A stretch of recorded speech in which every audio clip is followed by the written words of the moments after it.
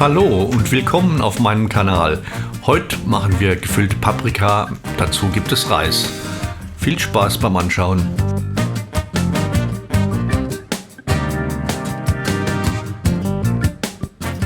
So, zuerst schneide ich 2 Zwiebeln in kleine Würfel.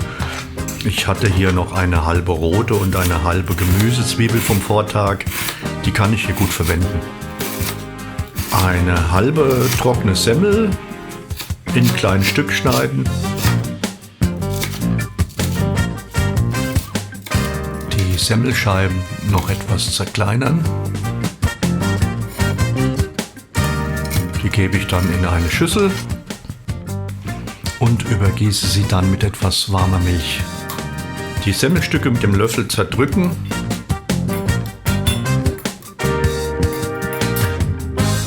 Ja, noch etwas Milch hinzu, war zu wenig.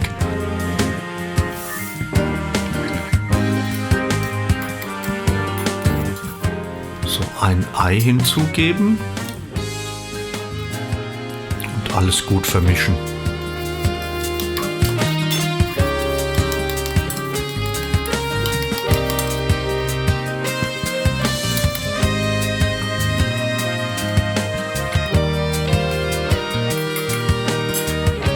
Für 2 Personen ca. 400 Gramm oder 300 bis 400 Gramm Hackfleisch hinzugeben. Ich verwende hier gerne gemischtes Hackfleisch. Mit 2 Teelöffel Salz und 2 Teelöffeln Thymian und einem Teelöffel Oregano würzen, pfeffern und alles gut verrühren.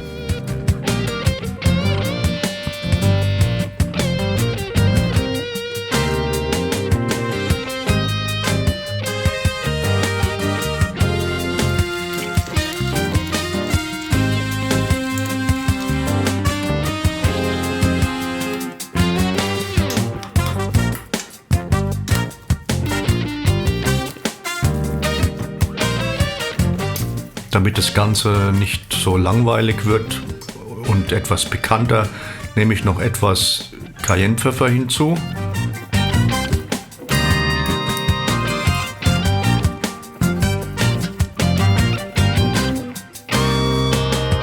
Zwei große rote Paprika waschen und mit einem spitzen Messer den grünen Stängel herausstechen.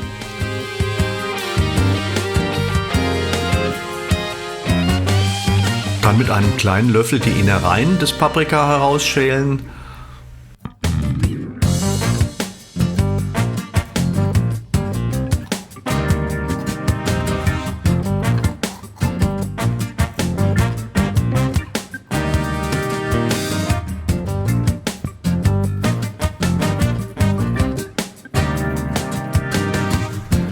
So, jetzt werden die Paprikaschoten mit der Hackfleischmasse befüllt. Dabei muss man aufpassen, dass die Füllung nicht zu sehr hineingedrückt wird, denn die Paprikaschoten platzen gerne schnell auf.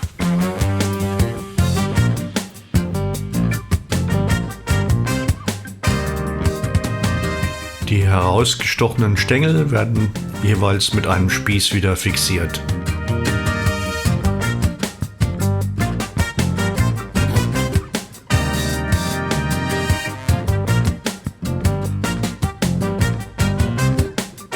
In einem Bräter etwas Butterschmalz zerlaufen lassen und die Paprikaschoten von allen Seiten scharf anbraten. Sie dürfen ruhig etwas Röstaromen bekommen, nur aufpassen, dass sie nicht verbrennen.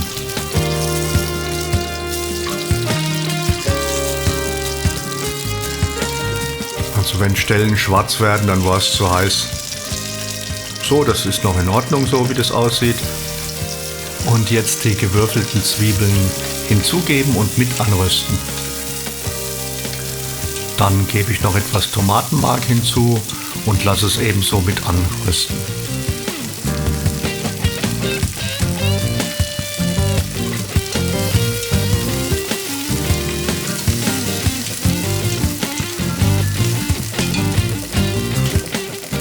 Die Paprikaschoten öfter wenden, damit sie von allen Seiten schön angebraten werden.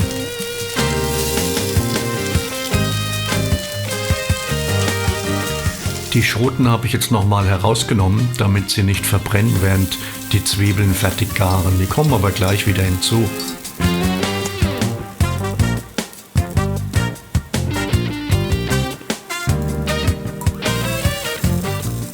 Das Ganze lösche ich mit ca. einer Tasse Weißwein ab und gebe eine Dose geschälte Tomaten hinzu. Ich habe jetzt hier Cherry-Tomaten verwendet, weil ich die gerade zur Hand hatte. Es können aber auch ganz normale geschälte Tomaten sein, die werden sowieso nachher noch püriert. Jetzt fülle ich den Sud mit ca. einer Tasse Gemüsebrühe auf und würze mit einem Teelöffel Paprika edelsüß, Salz, Pfeffer und meiner Lieblingskräutermischung Kräuter der Provence.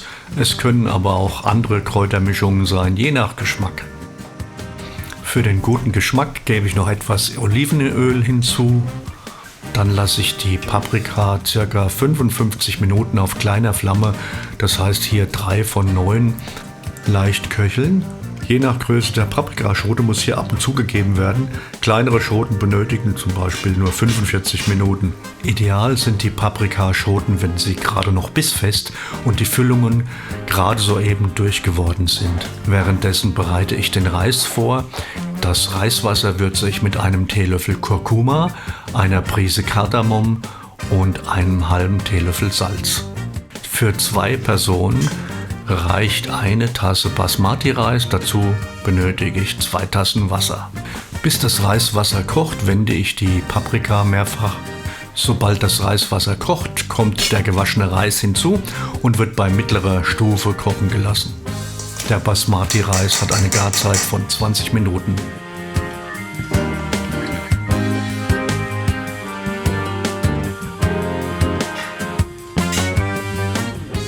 Die Soße habe ich mittlerweile püriert und jetzt kommt noch ein Teelöffel Zucker hinzu, der den Geschmack abrundet.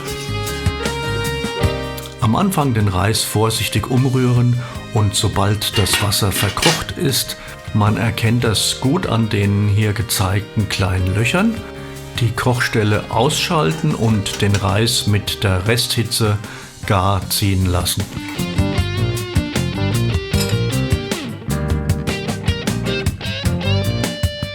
Die Soße wird noch mit einem Teelöffel in kaltem Wasser angerührtem Kartoffelmehl eingestellt.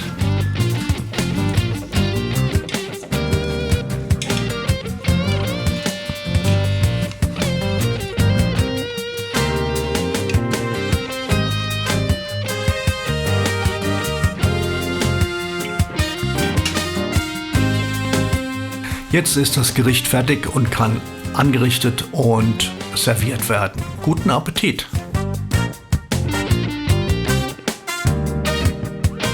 Wenn dir das Video gefallen hat, so lass bitte einen Daumen nach oben da und abonniere meinen Kanal, damit du kein weiteres Video verpasst.